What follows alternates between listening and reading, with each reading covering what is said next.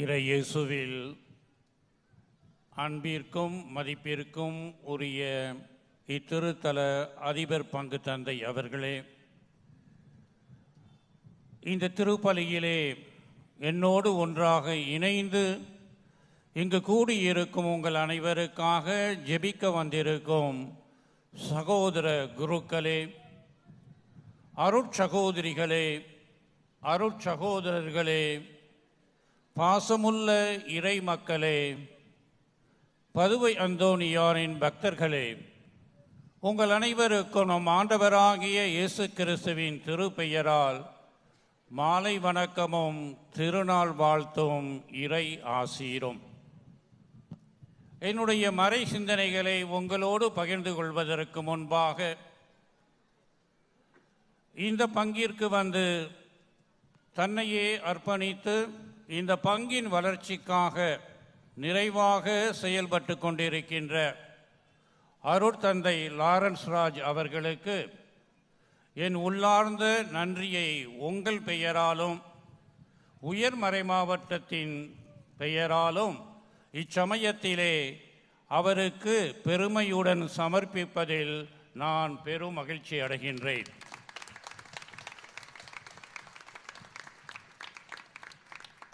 வளர்ச்சியானது தேவைக்கு ஏற்ப அமைய வேண்டும் என்று கூறுவார்கள். ஒரு மனித வாழ்க்கையிலே வளர்ச்சி சமமாக இருக்க வேண்டும்.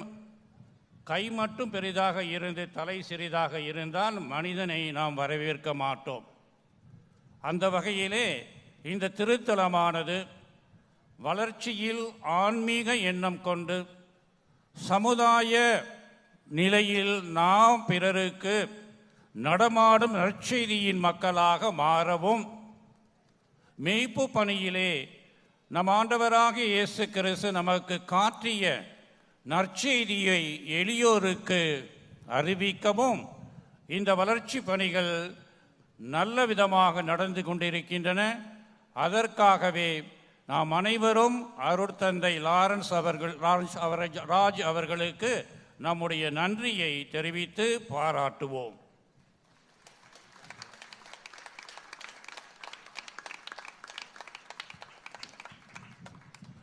இறை இயேசுவில் அன்புக்குரியவர்களே, புதுவை அந்தோணியாரை பற்றி பல வகையான மறைவுரைகளை நாம் நமது வாழ்க்கையிலே படித்திருப்போம், கேட்டிருப்போம். அவர் எல்லோருக்கும் எல்லாமுமாக இருந்திருக்கின்றார் என்பதை இன்றைய நற்செய்தியின் பகுதி நமக்கு தெளிவாக காட்டுகின்றது.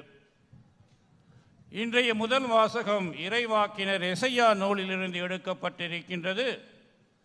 ஆண்டவர் எனக்கு அருள் பொழிவு செய்துள்ளார், நற்செய்தியை அறிவிக்க என்னை அனுப்பியுள்ளார். அருள் பொழிவு செய்தப்பட்ட புனித பதுவை அந்தோணியார் நற்செய்தியை பிறருக்கு அறிவிக்க அனுப்பப்பட்டவர் என்பதை உணர்ந்தவராக, நிறைவாக, முழுமையாக, தெளிவாக தன்னுடைய நற்செய்தியின் பணியை தன்னுடைய வாழ்க்கையில் எல்லா வகையிலும் செய்து முடித்திருக்கின்றார். இன்றைய நற்செய்தியின் அழைப்பிற்கு ஏற்ப அறுவடை மிகுதி, வேலையாட்களோ குறைவு. எனவே ஆண்டவர் சீடர்களை இவ்வுலகிற்கு அனுப்பி நடமாடும் நற்செய்தியின் மக்களாக மாற அவரை அழைத்து அதை அவர் ஏற்றுக்கொண்டு அதற்கு ஏற்றவாறு தன்னுடைய பணியை செய்து முடித்த காரணத்தினால்தான் மறை வல்லுநராகவும் மறை போதகராகவும் சிறந்த துறவியாகவும் பல்வேறு குணங்களை பல்வேறு கண்ணோட்டத்துடன் காணக்கூடிய ஒரு புனிதராக இருக்கின்றார். அத்தகைய புனிதர்கள் திரு அவையிலே சில பேர்கள்தான் இருக்கின்றார்கள். இதனையே 12ஆம் பத்திநாதர் இவரை பற்றி கூறும் பொழுது கூறுவார், இவருடைய மறை உரையை நான் கேட்ட பொழுது, வாசித்த பொழுது என்னுடைய உள்ளத்திலே எழுந்த ஒரு திட்டவட்டமான எண்ணம் என்னவென்றால், ஆங்கிலத்திலே சொல்ல வேண்டும் என்றால், he is the golden case of the Bible. தங்கத்தின் ஒரு கிண்ணமாக விவிலியத்தில் அவர் இருக்கின்றார் என்ற ஒரு அடைமொழியை அவருக்கு கொடுக்கின்றார். ஆம், இறையேசுவில் அன்புக்குரியவர்களே, இத்தகைய ஒரு அருமையான புனிதரை நமது பங்கின் பாதுகாவலராக பெற்றிருக்கின்றோம். எதற்காக ஒரு பங்கிற்கு ஒரு பாதுகாவலர் கொடுக்கப்படுகின்றார்? எதற்காக ஒரு மறைமாவட்டத்திற்கு ஒரு பாதுகாவலரை திரு அவை கொடுக்கின்றது?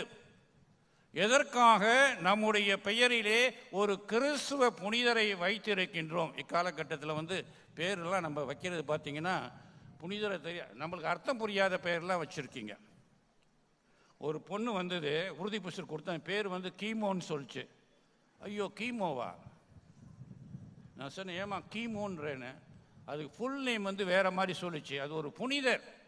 அந்த புனிதர் ஸ்பெயின் நாட்டை சார்ந்தவர். அது சுருக்கி கீமோ ஆயிடுச்சுன்னு சொல்லிச்சு. எப்படியோ அந்த புனிதர் கீமோ என்ற அந்த பெண்ணை காத்து வளர்க்க இறையருளை நாடும் சமயத்திலே நமது பெயர் எதற்காக கொடுக்கப்படுகின்றது என்றால், அந்த புனிதர் நம்முடைய வாழ்க்கையில் நம்மை பாதுகாக்க. அன்புக்குரியவர்கள், புனிதர் நம்முடைய வாழ்க்கையில் 3 காரணங்களுக்காக கொடுக்கப்படுகின்றார்கள். முதல் காரணம், அவர்கள் வாழ்ந்து காட்டிய இவ்வுலக வாழ்க்கையை நாம் பின்பற்றுவதற்காக. புனிதரின் வாழ்க்கையை பார்க்கும்பொழுது முன்னுரையில் அருமையாக கூறினார்கள். கூறிய கருத்துக்களை நாம் ஏற்றுக்கொள்ள வேண்டும் என்றால் அவருடைய வாழ்க்கையானது எளிமையானது, இறை பற்றுள்ளது, நற்செய்தியை நம்பி தன்னுடைய வாழ்க்கையை ஏற்றுக்கொண்டவர். அதற்காக எண்ணற்ற துன்பங்களை அவர் தன்னுடைய வாழ்க்கையில் சுமந்து சென்றவர். நற்கருணையின் மூலமாக இறை அன்பின் தியாக ஆண்மை மேன்மையை தன்னுடைய வாழ்க்கையில் உணர்ந்து வெளிப்படுத்தினவர் என்று முன்னுரையில் கூறப்பட்டது. எனவே அவர்கள் நமக்கு எடுத்துக்காட்டான ஒரு வாழ்க்கையை தருகின்றார்கள். முதல் கருத்து. இரண்டாவதாக பார்க்கும் பொழுது, நமக்காக அவர்கள் பரிந்து பேசுகின்றார்கள். எனவேதான் அவருக்கு கொடுக்கப்பட்டிருக்கின்ற அடைமொழி கோடி புனிதர். கோடி அற்புதங்களை செய்கின்ற புனிதர். அவற்றை எது கேட்டாலும் நமக்கு கட்டாயமாக கிடைக்கும் என்ற ஒரு எண்ணம் எனக்கு நடந்திருக்கு. இன்னைக்கு பங்குசாமியிட்ட காட்டினேன். 2005ஆம் ஆண்டிலே நான் ஆயராக நியமிக்கப்பட்டு திருத்தந்தையின் தூதுவராக, அம்பாசிடராக ஆப்பிரிக்கா நாடுகளுக்கு சென்ற பொழுது, அன்றைய திருத்தந்தை 16ஆம் பெனடிக்ட் அவர்கள் ஆயர்கள் போடுகின்ற ஒரு செயின் சொல்வோம்ல, கழுத்தில் போட்டிருக்கணும், பெக்டரல் செயின் சொல்லுவாங்க, அதை அவர் எனக்கு பரிசாக கொடுத்தார். அருமையான அந்த திருச்சிலுவையிலே பழைய ஏற்பாட்டின் முக்கியமான நிகழ்வுகளை சுருக்கமாக தத்துருவமாக எடுத்து காட்டுகின்ற இந்த சிலுவை, அதன் பின்புறம் நம்முடைய அன்றைய பாப்பரசரின் விருது வாக்கு. இந்தியாவிற்கு அதில் எடுத்து வந்தேன். சில சமயங்கள் அதை பயன்படுத்தினேன். அப்புறம் காணா போயிடுச்சு. அது காணா போல என்றுதான் இருந்தது, எங்கிட்ட இருந்திருக்கு. 2 நாளைக்கு முன்னால் கோ கத்தீட்ரலுக்கு என்னை அழைத்திருந்தார்கள், அந்தோனியாரின் திருநாளை கொண்டாட. அப்போ வேண்டிக்கிட்டேன், நல்ல மனிதர் எனக்கு அருமையான ஒரு செயின் கொடுத்தார், அது எங்கே போச்சுன்னே தெரியலேன். அன்புக்குரியவர்களே, 2 நாட்களுக்கு முன்பாக அது என் கண்முள்ளே ஒரு இடத்தில் இருந்திருக்கு. அதை பற்றி கவனிக்காமலே இருந்திருக்கேன். அதை போட்டு வந்திருக்கேன். இன்னைக்கு பங்குசாமிகிட்ட காட்டிட்டேன். எப்பா சொல்லிடுங்க, எல்லாத்தையும் உண்மைன்னு சொல்லிடுங்க. இத்தகைய புனிதத்தன்மையை கொண்டவர். எனவே நமக்காக பரிந்து பேசுகின்ற நிலைமை. முதல்ல நமக்கு எடுத்துக்காட்டான வாழ்க்கை, இரண்டாவதாக நமக்காக பரிந்து பேசுகின்றவர், மூன்றாவதாக பார்க்கும் பொழுது அவர் வாழ்ந்த வாழ்க்கையில் நாமும் வாழ நமக்கு வேண்டிய அருளை தருகின்றார். The sharing his life and enjoying his life as he was doing when he was on the earth. எனவே இந்த 3 நிலையிலே பார்க்கும் பொழுது ஒரு புனிதர் நமக்கு உதவியாக இருக்கின்றார். இத்தகைய புனிதர் இன்று இந்த ஆவடி திருத்தல பங்கிலே நமக்கு கூறுகின்ற தியான சிந்தனைகள் 3. முதலிலே பார்க்கும் பொழுது அவருடைய வாழ்வு. இறை வார்த்தையை ஏற்றுக்கொண்டு இறை விருப்பத்தை எந்த காலத்திலும் எந்த சமயத்திலும் செய்யக்கூடிய அற்புத புனிதராக இருந்தார். 15 வயதிலே லிஸ்பன் நாட்டிலே பிறந்தவர் அகுஸ்தீனார் துறவரை சபையில் சேருகின்றார். அங்கு உறுப்பினராக இருந்த பொழுது வடக்கு ஆப்பிரிக்காவிலே நற்செய்தியின் பணியை புனிது கொண்டிருந்த பிரான்சிஸ் சபையை சார்ந்த குருக்கள் சிலர் கொலை செய்யப்பட்டு அவர்களது உடலானது சொந்த நாட்டிற்கு லிஸ்பன் நகருக்கு கொண்டு வந்து மரியாதையின் காரணமாக பவனியாக லிஸ்பன் நகரிலே செல்லும் பொழுது அதை பார்க்கின்ற புனிதர், ஏன் நான் அமைதியாக இங்கு என்னுடைய இந்த இடத்தில் இருக்க வேண்டும், அவர்களை போன்று நற்செய்தியை பிறருக்கு அர்ப்பணித்து என்னுடைய வாழ்வை கொடுக்க வேண்டும் என்ற ஒரு ஆவல் வருகின்றது. உடனே அகுஸ்தினார் சபையை விட்டுவிட்டு பிரான்சிஸ் சபையை அணுகுகின்றார். அதில் அங்கத்தினராக சேர்க்கப்படுகின்றார். உடனே வட ஆப்பிரிக்காவுக்கு செல்லுகின்றார். ஆனால் இறைவனின் விருப்பம் வேறு விதமாக அமைகின்றது. துவக்கத்திலே இறைவனின் விருப்பம் மாற்றத்தை ஏற்படுத்தி ஒரு துறவர சபையிலிருந்து இன்னொரு துறவர சபை பணியை ஆற்ற வட ஆப்பிரிக்கா மூர் என்ற பகுதிக்கு செல்லும் பொழுது கப்பலிலே ஏறி உட்கார்கின்றார். ஆனால் மூர் என்ற இடத்திற்கு செல்லவில்லை. அங்கு நடந்த சண்டை கலாபரம், அத்தோடு கடலில் ஏற்பட்ட நீர் கொந்தளிப்பு, வந்த புயல் இவர்களின் காரணமாக இவருக்கு தெரியாமலே கப்பலானது இத்தாலிய நாட்டிலே உள்ள சிசிலி என்ற நகருக்கு வந்து கரையை அடைகின்றது. ஆவலோடு மூர் என்ற ஊருக்கு இறங்குகிறவர் அங்கு பார்க்கின்றார், எல்லோரும் இத்தாலிய மொழியிலே பேசுகின்றார்கள், பிரெஞ்சு மொழியிலே பேசவில்லை. உடனே இறை விருப்பம் இதுதான், மாற்ற முடியாது, மூருக்கு கிடையாது, இத்தாலிய நாட்டிலே பணிபுரிய வேண்டும். பிறகு அங்கிருந்து பிரான்சிஸ் அசிசியார் காட்டிய வழியிலே வட இத்தாலிக்கு சென்று ரிமினியிலே தங்கி தன்னுடைய பயிற்சியை தொடர்கின்றார். இறையியலில் சிறந்த போதகராக மாறுகின்றார். எவ்வளவு தூரம் என்றால், இறையியல் மனிதனை இறைவனோடு இணைக்கின்ற பாலம் என்பதை உணர அவர் இறையியலை கரைத்து குடிக்கும் அளவிற்கு அதை புரிந்தவராக தெரிந்தவராக தன்னுடைய வாழ்க்கையை அமைத்துக் கொள்கின்றார். இவ்வாறு அன்புக்குரியவர்களே, புனித அந்தோனியாரின் பக்தர்களே, நமது புனிதர் வாழ்க்கையிலே இறை விருப்பத்தை அவ்வப்பொழுது மாற்ற தயாராக இருந்தவர். நம்முடைய வாழ்க்கையிலே எத்தனையோ மாற்றங்கள் ஏற்படுகின்றன. விரும்பிய காரியங்கள் அனைத்தும் நடைபெறுவது கிடையாது. குடும்பத்திலே தாய் ஒன்று எண்ணுவார், தந்தை ஒன்று எண்ணுவார். ஆனால் பிள்ளைகள் விரும்புவது வேறுபாடாக இருக்கும். எடுக்கின்ற தொழில், செய்கின்ற காரியம், வாழுகின்ற முறையானது நாம் திட்டப்பட்டபடி எதுவுமே நடப்பது கிடையாது. துன்பத்தின் காரணமாக, நோயின் காரணமாக, பணம் பற்றாத குறையின் காரணமாக, நண்பர்களால் கைவிடப்பட்ட காரணத்தின் காரணமாக, உற்றார் உறவினர்கள் நம்மீது கொண்டில்லாத பாசத்தின் காரணமாக எண்ணற்ற மாற்றங்களை நாம் தினந்தோறும் செய்ய வேண்டிய நிலையிலே நாம் இருந்து கொண்டிருக்கின்றோம். புனித பதுவை அந்தோனியார் நம்மை பார்த்து கூறுவார், இதுதான் இறைவனின் விருப்பம், அதை ஏற்று என்னை போன்று தெளிவாக நீ இறைவன் காட்டிய பாணியில் நட என்று கூறுகின்றார். இரண்டாவது, நம்முடைய தியான சிந்தனைக்கு, இறை விருப்பத்தை எப்பொழுதும் ஏற்றுக்கொண்டவர் மட்டுமல்ல, இறை வார்த்தையின் மீது அதிக பற்று கொண்டவர். இறை வார்த்தையை முழுமையாக அறிந்தறிய தியானத்திலும் தனிமையிலும் இருக்க புனித பிரான்சிஸ் அசிசியாரின் அனுமதியுடன் காம்போ சான் பியரோ என்ற இடத்திலே இருக்கின்ற காடுகளில் ஒரு மரத்தை சிறிது குடில் போன்று மாற்றி அதன் அடியிலே அமர்ந்து விவிலியத்தை தன்னுடைய கையில் வைத்து படித்து அதை பற்றி ஆராய்ந்து சிந்தித்து விசுவாச கண்ணோடு அதை உள்வாங்கி தனதாக மாற்றுகின்ற ஒரு அருளை பெற்றவர். இந்த புனிதரை பற்றி கூறும் பொழுது ஒரு அருமையான ஒரு நிகழ்ச்சியை சொல்லுவார்கள். அவர் எப்பொழுதுமே தன்னுடைய கையில், இப்போ பார்க்கும் பொழுது கிறிஸ்து குழந்தையாக இருப்பதை கையில் பிடித்திருக்கின்றார். அக்காலத்திலே விவிலியத்தை கையிலே எப்பொழுதும் வைத்திருப்பாராம். இரவிலே தூங்கும் பொழுது கூட அந்த விவிலிய இறை வார்த்தைக்கு தன்னை விட்டு பிரிந்துவிடக்கூடாது என்பதற்காக தனது மார்பிலே விவிலியத்தை வைத்துக்கொண்டு தூங்குவாராம். இந்த காலத்தில் நம்ம எதை வைத்து தூங்கிட்டு இருக்கோம்?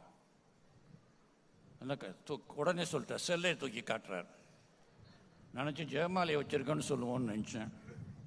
பரவாயில்ல, இப்போ ஒன்றும் இல்லை, அது உண்மையாக சொல்லிட்டீங்க. அதை சொன்னதுக்கு ஒரு அம்மா, நீங்கள் சொன்னது கரெக்ட் தான், அதுலேயும் பைபிள் இருக்குது உள்ளாருன்னாங்க, அதுலேயும் இறைவார்த்தை செல்லிலேயே இருக்குன்னாங்க. அது உண்மை தான். எந்த வகையில் பார்க்கின்றோமோ அதை பொறுத்து இருக்கு எல்லாம். இறை வார்த்தையை தனதாக்கி இறை அனுபவத்தை பெற்றவராக வாழ்ந்தவர். அன்புக்குரியவர்களே, அதற்காகத்தான் அவர் போதிப்பதில் சிறந்த வல்லுநராக மாறுகின்றார். பல கதைகள் இருக்கின்றது, அதை பற்றி நமக்கு தேவை கிடையாது. 12ஆம் பத்திதான கூறியது போன்று அவருடைய மறைவுரையை கேட்ட பொழுது இவர் விவிலியத்தின்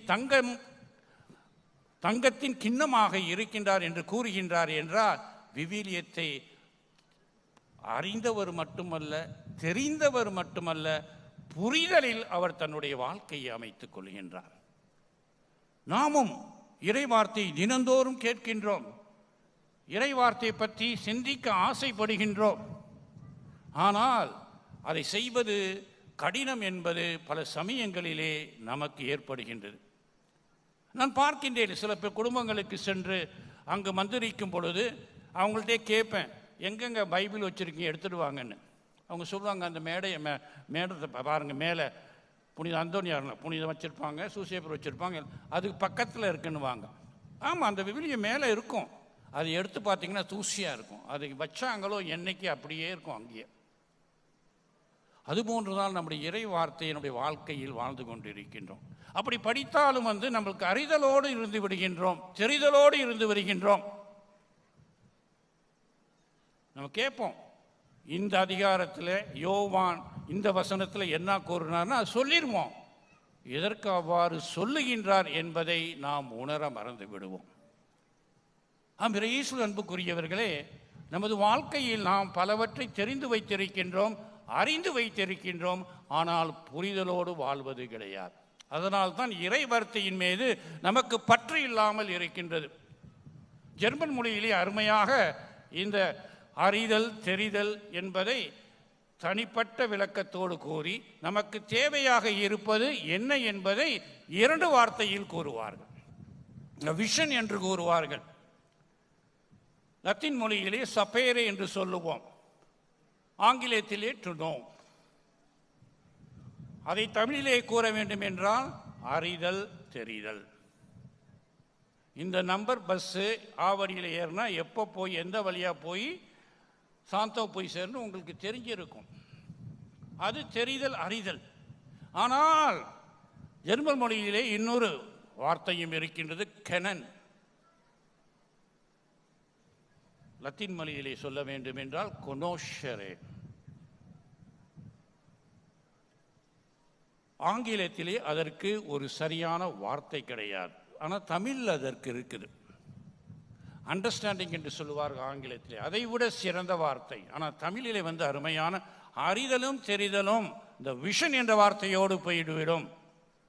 ஆனால் அதைவிட முக்கியமானது கனன் என்பது தமிழிலே கூடும் பொழுது புரிதல். புரிதல். அதுக்காகத்தான் டீச்சர் கேட்பாங்க கிளாஸில், புரிஞ்சிருச்சான்னு கேட்பாங்க. அவன் புரியுதுன்னு தெரியாமல் பிடிச்சிருக்குன்னு சொல்லிடுவான். ஏன்னா அவன் புரியல, அதனால தான் பிடிச்சிருக்குன்னு சொல்கிறான்.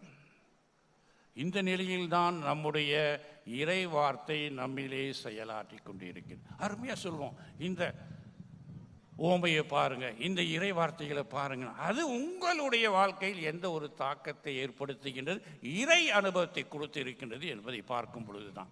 அன்புக்குரியவர்கள், இறை அன்பு என்பது மாதா காட்சி கொடுப்பதிலோ புனித அந்தோனியார் காட்சி கொடுப்பதிலோ, இயேசுவே உங்களுக்கு நீங்கள் ஆராதனை செய்யும் பொழுது தனியாக காட்சி கொடுப்பதிலோ இறை அனுபவம் கிடையாது.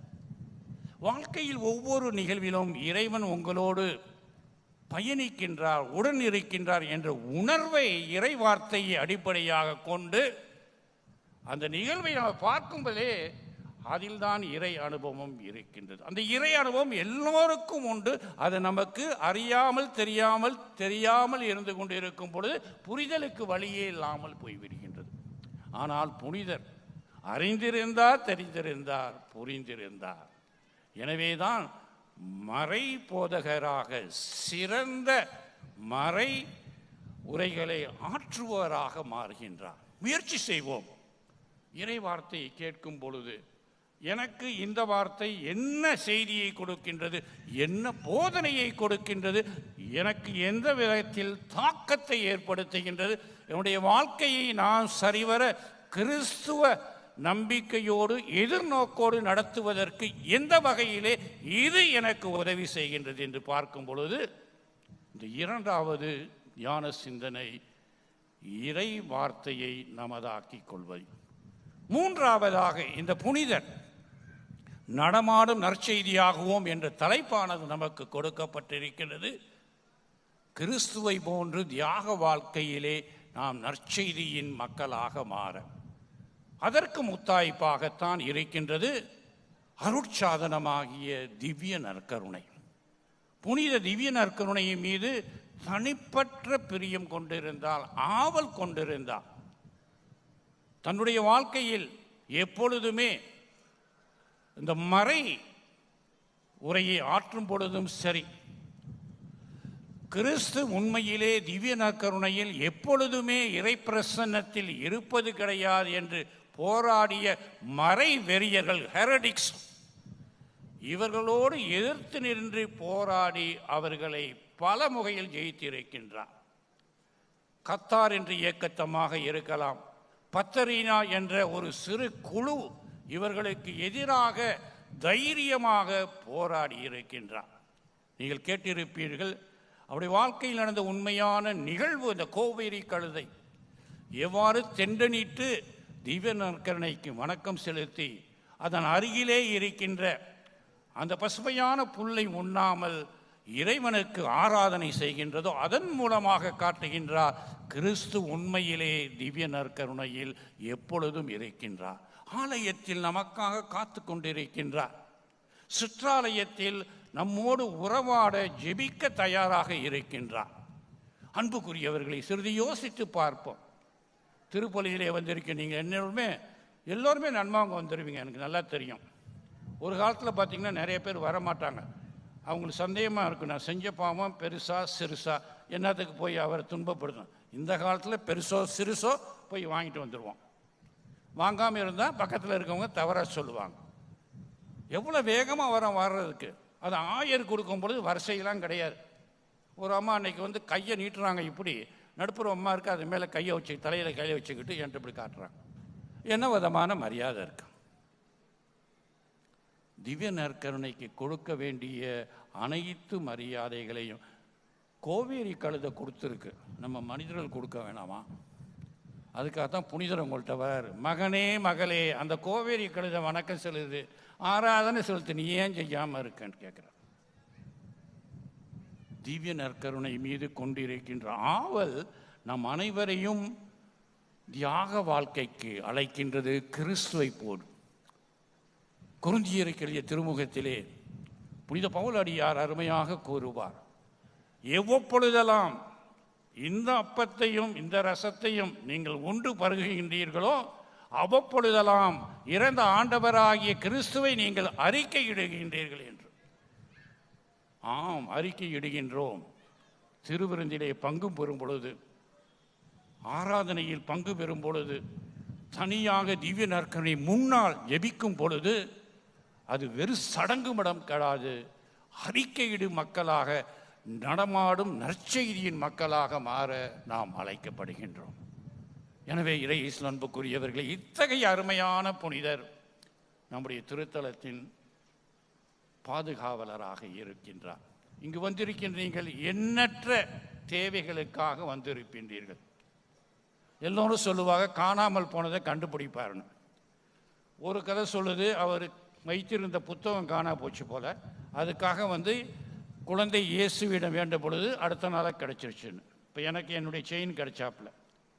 அதுபோன்று தான் நம்முடைய வாழ்க்கையில் காணாமல் போனதை கண்டுபிடிப்பவரான. ஆனால் உண்மையிலேயே பார்க்கும் பொழுது எதற்காக காணாமல் போனதை கண்டுபிடிக்க உதவி செய்கின்றார் என்பதை பார்க்கும் பொழுது, அவர் தன்னுடைய வாழ்க்கையிலே திவ்ய நற்கருணையின் முன்னால் தன்னையே முழுமையாக தொலைக்கின்றார்.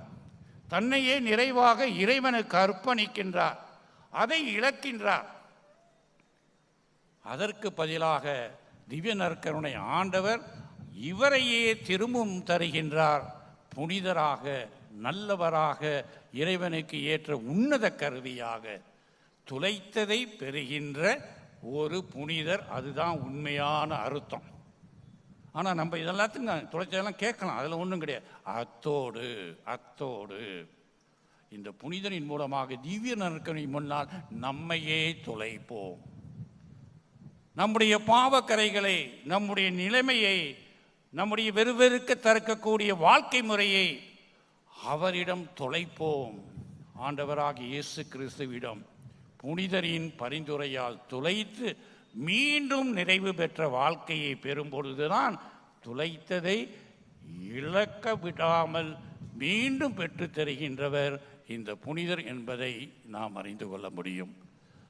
பலியிலே ஜெபித்து இந்த 3 கருத்துக்களுக்காக இறை விருப்பத்தை எச்சமயத்தில் நிறைவேற்றவும், இறை வார்த்தையை நமதாக்கி அதற்கு ஏற்ற வாழ்க்கையை வாழவும், திவ்ய நற்கருணையில் ஆராதனை செய்து நம்மையே இழந்து நிறைவான வாழ்க்கையை திரும்ப பெற்று அதன் மூலமாக நமக்கு தேவையான அனைத்து வரங்களையும் நம்முடைய புனிதரின் மூலமாக பெற இப்பலியில் மன்றாடுவோம்.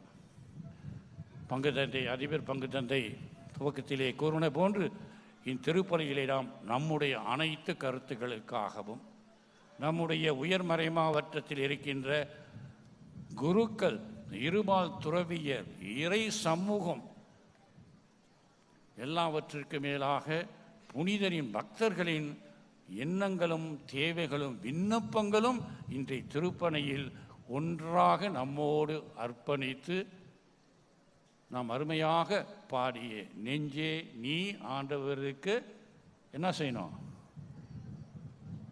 இப்போ தான் பாடினீங்க. அதை செய்யணும். இப்போ என்ன, அதில் நன்றி நன்றின்னு வந்துச்சு. பாடினவங்க புரிஞ்சு பாடினாங்கன்னான்னு தெரியல. ஆமான்றாங்க, பாடினேன்னு சொன்னாங்க. அதனால் நன்றி செலுத்தி பயன் பெறுவோம். இத்திருப்பலியில் பக்தியுடன் பங்கு பெறுவோம்.